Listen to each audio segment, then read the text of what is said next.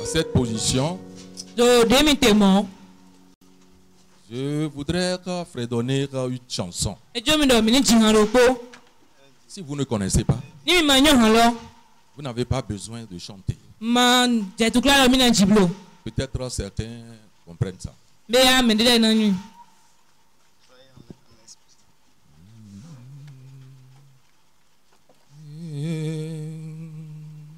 Est très malheureux, est très malheureux,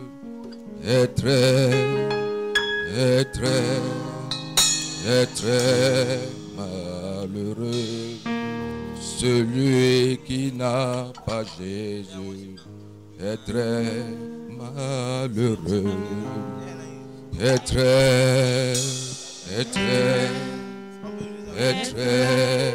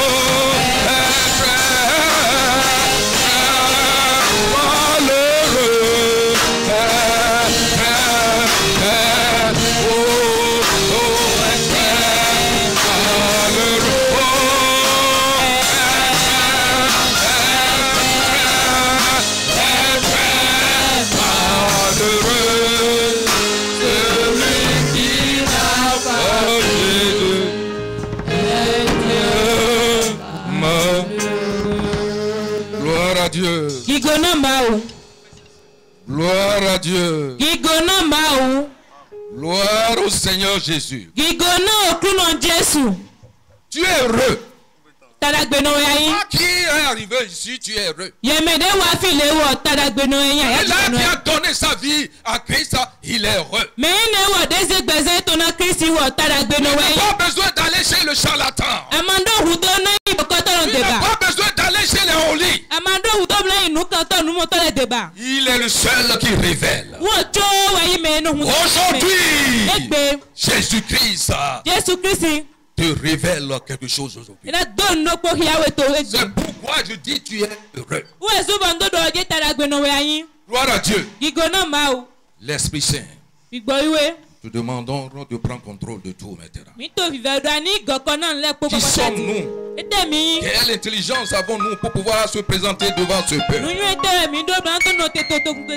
C'est pourquoi règne parmi nous maintenant. Je m'efface devant ton peuple afin que tu puisses parler. Ta parole délivre. Ta parole bénisse. Ta parole guérisse. Ce que nous allons entendre aujourd'hui, alors puisse déclencher des miracles dans notre vie au nom de Jésus. Merci, Seigneur. Au nom de Jésus, nous avons prié. Aujourd'hui, le message que nous allons entendre, alors se base sur un texte dans la Bible. Nous irons tout doucement afin que vous preniez note. Nous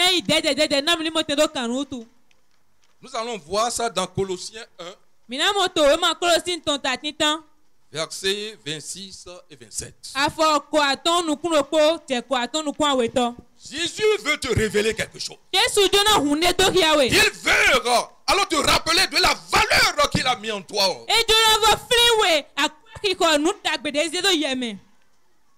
Tu as entendu l'évangile de Christ. Est-ce que tu sais ce que cela a fait dans ta vie? L'évangile de Christ est un évangile très puissant. Comment se fait? Nous allons nous poser la question. Au cours de nos évangélisations, nous parlons de la bonne nouvelle de Christ à des gens et qui commencent par pleurer et te donnent leur vie comme ça là. Tu ne vois pas la puissance qui te trouve dedans. Gloire à Dieu. Aujourd'hui, la révélation se base sur le fait que tu as entendu cet évangile et que tu as alors cru en cela. Il y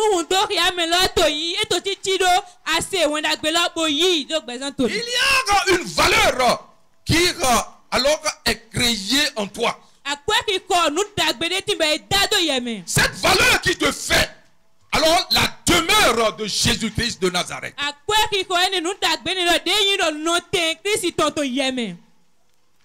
La puissance de l'évangile de Christ qui transforme l'être humain en une demeure permanente de Jésus-Christ de Nazareth. C'est l'objectif aujourd'hui de ce message. Je ne voudrais pas faire la prédication sur la puissance se trouvant dans l'évangile de Christ.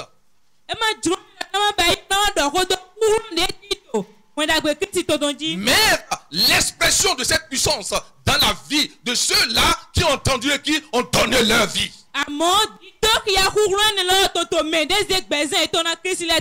Gloire à Dieu. Gloire au Seigneur Jésus. Nous allons maintenant passer à la lecture. Colossiens 1, verset 26. Gloire à Dieu. Le mystère caché de tout temps et dans tous les âges, mais révélé maintenant à ses saints, à qui Dieu a voulu faire connaître quelle est la glorieuse richesse de ce mystère parmi les païens, savoir Christ en vous, l'espérance de gloire. Gloire à Dieu. Gloire au Seigneur Jésus-Christ. Alors celui-là, ou bien celle qui a trouvé un fond.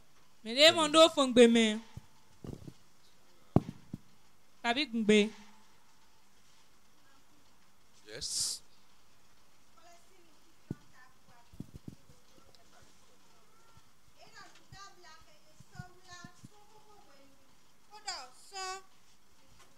Yendo nu dabla keye sawula sohoho wenu. Koda son wento le kpome. Mo ye to sisa kia me wiwe ton le to divie. Meke jikwe yewe jiro nando ya dokun gigo nu dabla ke ton kia to kosile shenchen. Eyi Christi to mi shenchen. To dido gigo ton. Gloire à Dieu. Gloire au Seigneur Jésus-Christ. Le message que nous voulons entendre aujourd'hui s'intitule Gloire à Dieu. Jésus-Christ en nous. L'espérance de la gloire de Dieu. Jésus-Christ en nous. L'espérance de la gloire de Dieu. Gloire au Seigneur Jésus-Christ. Gloire en son nom. Ici, c'est la lettre que Paul, l'apôtre Paul, a envoyée aux Colossiens. De façon globale, je voudrais alors résumer le commencement avant de descendre sur les deux versets que nous avons entendus. Pour comprendre cela, j'aimerais que à la maison, on prenne prendre le verset 1 jusqu'à la fin. Donc, et lui il a dit que c'est après que ces Colossiens ont entendu alors la prédication, l'évangile de Jésus-Christ de Nazareth. De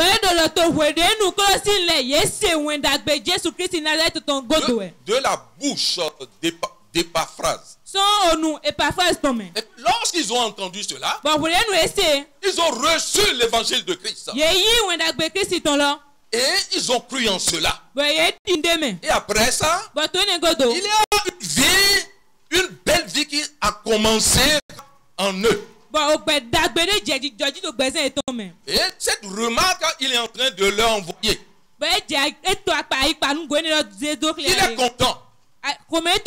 Alors de voir exprimer une gloire de l'Éternel en ces chrétiens-là. De la révélation qu'il a eue. Et que cette gloire qui se manifeste, cette vie nouvelle qui se manifeste après avoir entendu de Christ,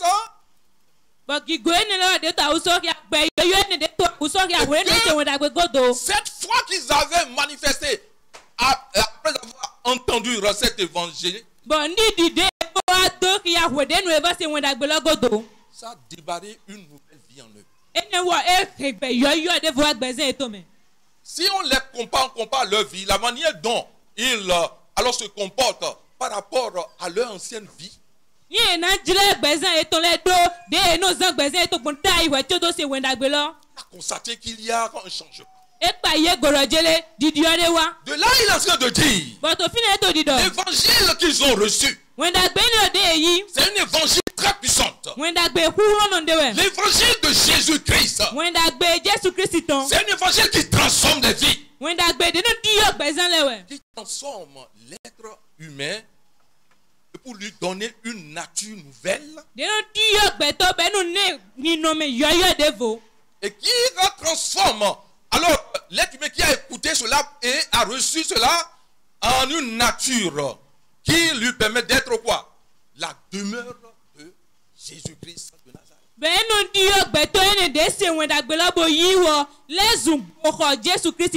Il a reçu cette révélation avant. Hein? Et il a remarqué cela au niveau des Colosses. On constate que ce n'est pas uniquement les Israélites, les Juifs qui alors peuvent manifester une nouvelle vie.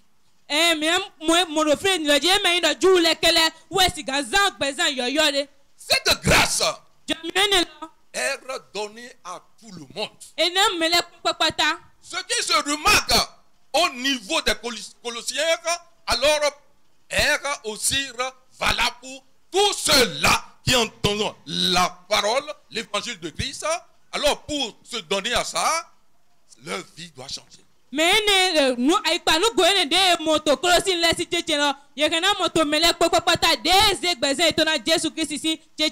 C'est pourquoi il dit ce qui se manifeste en eux. Que c'est un mystère que les gens n'ont pas compris. Celui qui peut révéler cela, c'est l'Esprit Saint. Et que ce qui se manifeste, c'est lié du fait que les chrétiens ont reçu une certaine grâce en Christ et sont devenus une demeure. Là où Christ va demeurer.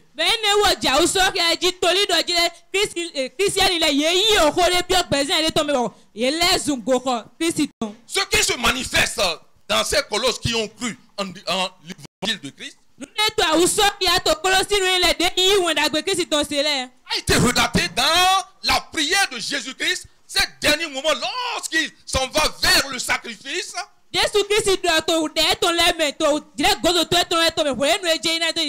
Lorsqu'il a adressé sa prière à son Père en notre faveur,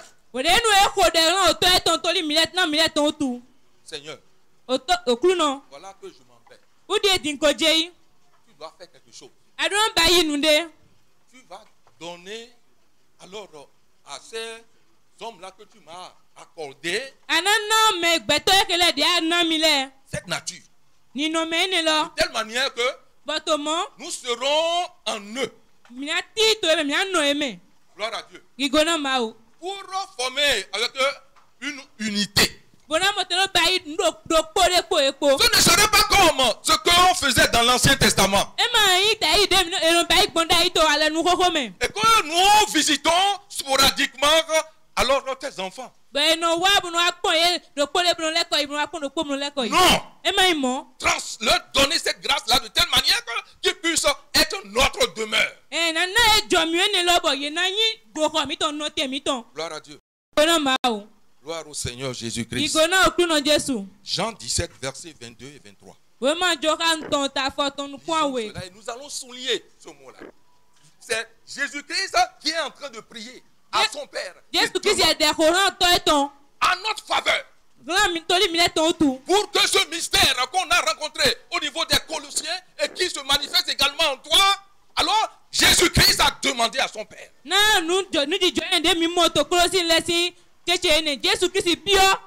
Au dernier moment, lorsque les gens viendront l'arrêter, pour commencer maintenant par le juger, pour l'amener à la croix, et pour qu'il puisse mourir. Et c'est quoi? Alors l'évangile de Christ, c'est l'évangile qui relate la mort du Christ sur la croix, son ensevelissement et sa résurrection. Cet évangile est puissant. Et ceci, on est en train de nous montrer au niveau de comment ça transformer la vie de ces Colossiens.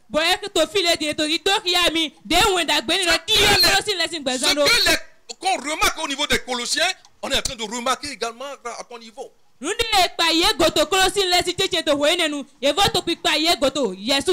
à Dieu. Qui va nous lire cela ou bien je vais lire et on va interpréter ça ici. Yes. Yes. Je leur ai donné la gloire que tu m'as donnée, afin qu'ils soient un comme nous sommes un, moi en eux et toi en moi, afin qu'ils soient parfaitement un, et que le monde connaisse que tu m'as envoyé, et que tu les aies aimés comme tu m'as aimé. Gloire à Dieu. Ce que nous allons souligner ici. Alors, moi en eux, toi en moi. Jésus-Christ est en train alors de prier, de demander à son Père. En fait, que ces enfants-là soient sa demeure de telle manière qu'ils soient en nous. Comme son Père est en lui. Cela veut dire que Jésus-Christ est en toi. En toi. L'Esprit Saint est en toi. Lorsque je suis en train de dire cela, normalement tu dois acclamer. Parce que c'est une grâce. C'est une grâce en Christ. Et tu l'as. Donc cela veut dire quoi? Les dons vont changer. Ce n'est pas lorsque l'Éternel vient sporadiquement. Ou bien l'Éternel visite quelqu'un qui doit parler aux autres.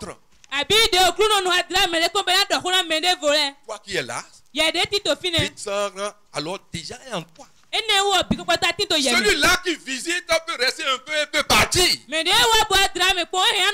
Alors, une demeure, ça veut dire quoi? Là où la personne doit rester de façon permanente. Dieu est en toi. Le Père Céleste est en toi. L'Esprit de Dieu est en toi. Gloire à Dieu. Gloire au Seigneur Jésus. Est-ce qu'elle peut demeurer quelque part? Nous allons parler de sa présence. Donc la présence de l'Éternel est permanente en toi. Cette présence-là ne serait pas une présence sporadique, non.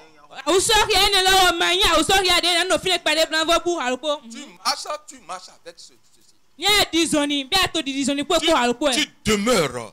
Alors, le porteur de Jésus-Christ de Nazareth, de Père Céleste, celui-là qui a créé la terre et les cieux, de l'Esprit de Dieu. Si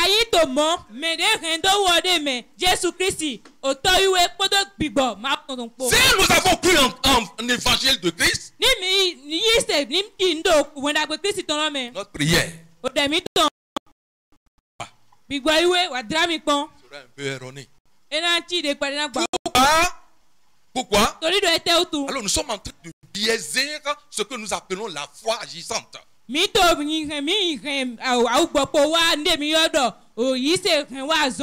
foi qui produit. La foi qui transforme.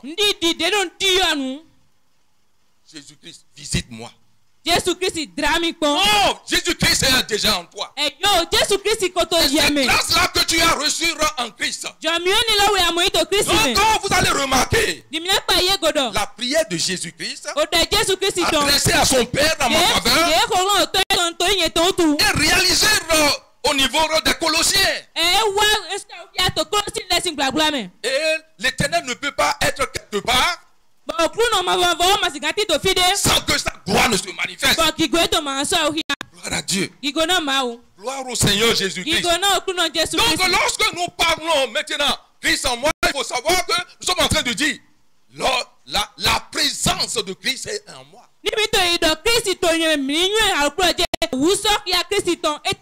Si Christ règne partout où je dois passer, alors son règne doit se manifester.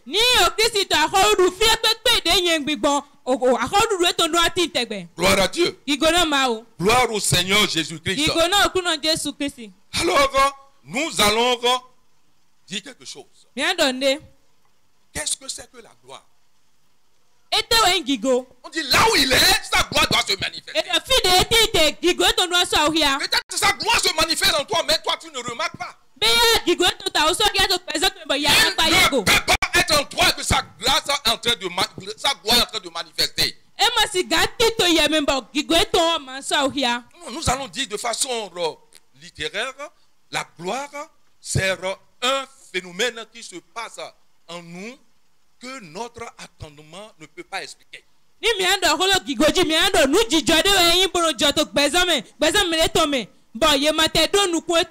Cela veut dire quoi? Lorsque nous allons prendre la loi naturelle, nous ne pouvons pas expliquer cela.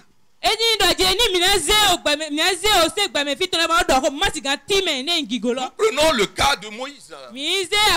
Lorsque l'Éternel veut lui confier la mission de conduire les enfants de Dieu. Il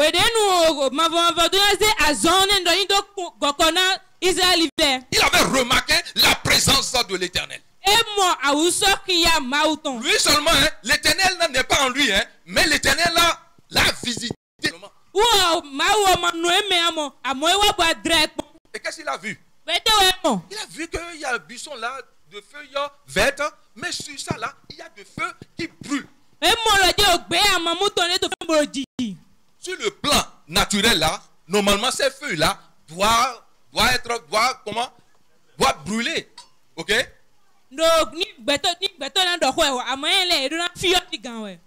Avec la loi naturelle là, nous allons dire que ça, ce serait impossible. Alors cela s'est manifesté. Nous prenons le cas de Daniel. Donc nous allons voir Daniel 6 verset 16. Nous voulons voir ce que c'est que la gloire. Et que lorsque cela se manifeste en nous, nous devons savoir l'Éternel, tu es là.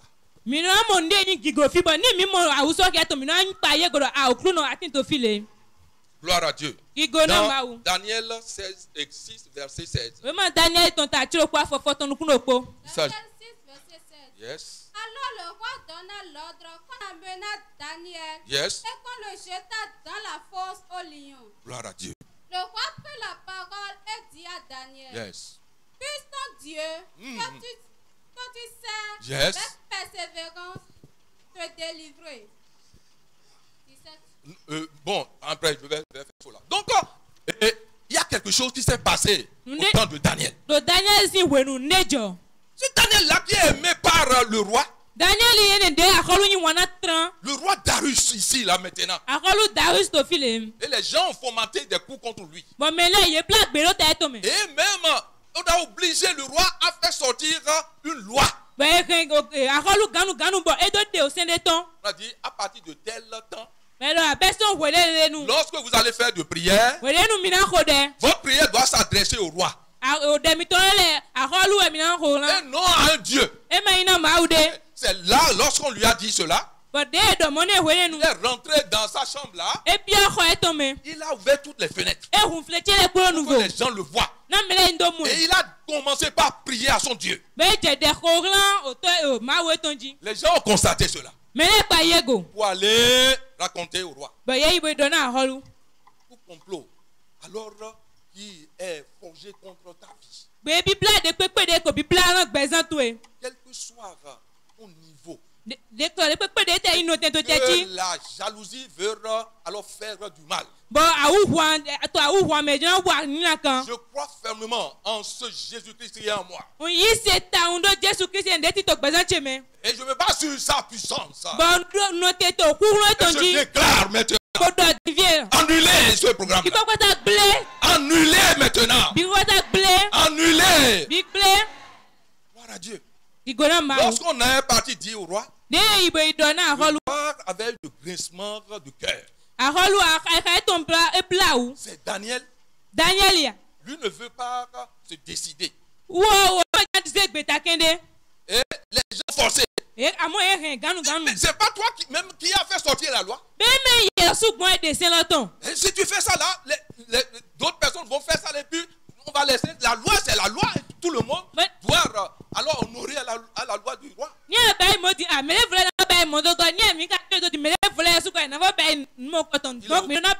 est obligé de faire sortir la sentence. De le jeter. On l'a jeté. Le lendemain, Daniel encore est en forme. On a regardé les lions, le regard comme ça, c'est comme si ce sont ses amis. C'est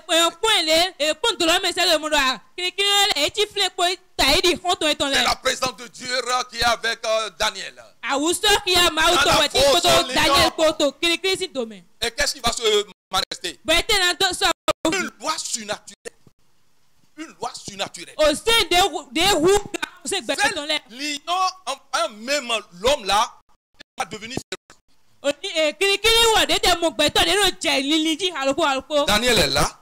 Les lions sont là. Pourquoi? Parce que ces lions sont créés par alors l'Éternel. Celui-là qui va toucher Daniel en train de toucher l'Éternel. Alors, qu'est-ce qu'ils vont faire? Ils vont alors se soulever contre celui-là qui les a créés. Non. Il a vu que ça là, c'est le Dieu Tout-Puissant. Et en son temps, c'est une loi surnaturelle qui s'est passée. Et qu'est-ce que le roi a dit? Avec ce qui s'est passé là. Alors ça manifeste la gloire de l'Éternel. Et par rapport à ça, alors le roi a donné alors une loi, a fait sortir une loi Pour dire à partir d'aujourd'hui, c'est le Dieu de Daniel qu'on doit adorer. Acclamons l'Éternel. Ce Dieu-là qui alors déclenchera, qui est en train de déclencher sa gloire dans ta vie. À partir de cette prédication, tu vas témoigner de la gloire de l'Éternel. La gloire de l'Éternel va se manifester de telle manière que tu vas dire, laissez-moi, j'irai alors témoigner.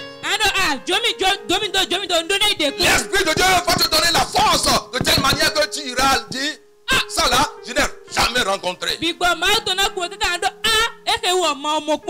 le roi Darius a été témoin de la manifestation de la gloire de Dieu en Daniel. Les grandes personnalités de ce monde seront alors témoins de la manifestation de la gloire de Dieu en toi au nom de Jésus. Gloire à Dieu. Gloire au Seigneur Jésus-Christ. Nous pouvons voir également la gloire de Dieu dans Exode 14, verset 21-22. Nous n'allons pas ici commenter. Nous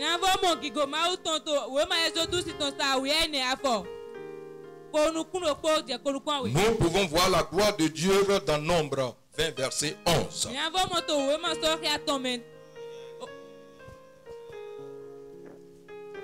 Nombre 20, verset 11.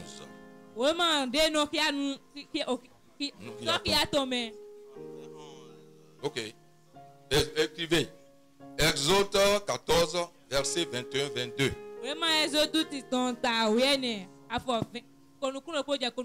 Dans 2 Corinthiens 5, verset 19. La parole de Dieu dit ici là maintenant. Car Dieu est en Christ réconciliant le monde avec lui-même.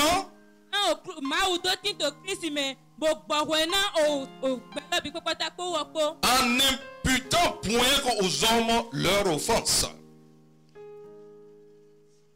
Ça dit qu'il n'a pas tenu compte maintenant de leur péché. Il a mis en eux la parole de réconciliation. Ce que nous avons remarqué au niveau des Colossiens, c'est la parole de réconciliation qui est en train de travailler en son temps. Parce qu'ils ont cru à l'évangile. Et le Dieu, notre Dieu, n'a plus alors tenu compte de leur offense. Car verset 21, alors Paul est en train de faire remarquer. Encore, ils avaient une vie désagréable. Maintenant, après avoir alors cru en l'évangile de Christ, leur vie a changé. Gloire à Dieu. Toi qui as reçu le Christ. Toi qui alors a cru en l'évangile de Christ. Toi qui es là maintenant. Jésus-Christ est en toi. Le Père Céleste est en toi.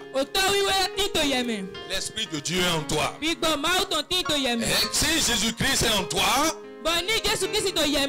une nouvelle vie doit se manifester en toi. Tu es séparé de la honte. Tu es séparé de la honte. Tu es séparé des reproches. Tu es séparé de maladie. Tu es séparé de l'échec. Tu es séparé de la malédiction. Tu es séparé de la pauvreté. C'est la révélation de l'Éternel pour toi aujourd'hui. Et tout cela, s'il y a certains phénomènes qui se présentent dans ta vie, qui s'opposent la réalité de cette parole, ce que Christ a demandé à son Père. Et Christ a accompli, l'Éternel a accompli cela. Et cela s'est manifesté au niveau des Colossiens. Et qui se manifeste en toi maintenant? Tout ce qui s'oppose à cela dans ta vie est déraciné au nom de Jésus. C'est pourquoi nous allons nous lever. Vous voyez comment celui-là qui donne sa vie à Christ. Il y a plusieurs avantages. Il est le porteur de la gloire de l'Éternel. C'est pourquoi nous allons alors reprendre ce refrain-là.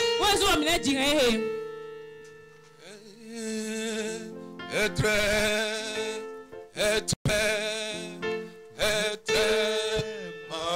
malheureux, est très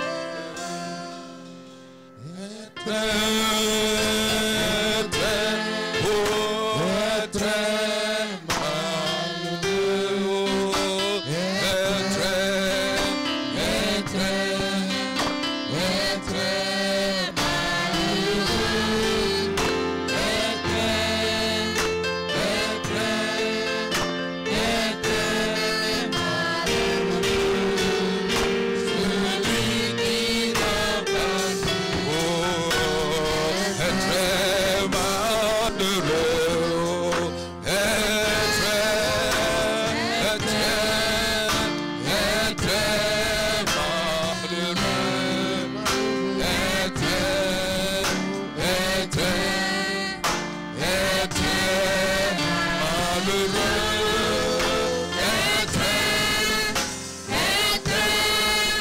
est très malheureux, celui qui n'a pas Jésus est très malheureux. Et tu vas remercier l'Éternel pour cette grâce-là qu'il t'a accordée d'être la demeure de lui pour la confirmation, l'assurance de la manifestation de sa gloire dans ma vie. Que ma vie a changé. Ma vie a changé. C'est une déclaration que tu dois faire. Car sa présence est en toi. Oh Seigneur, ma vie a changé. Je reconnais cela pour toi. Alors prie maintenant, prie maintenant.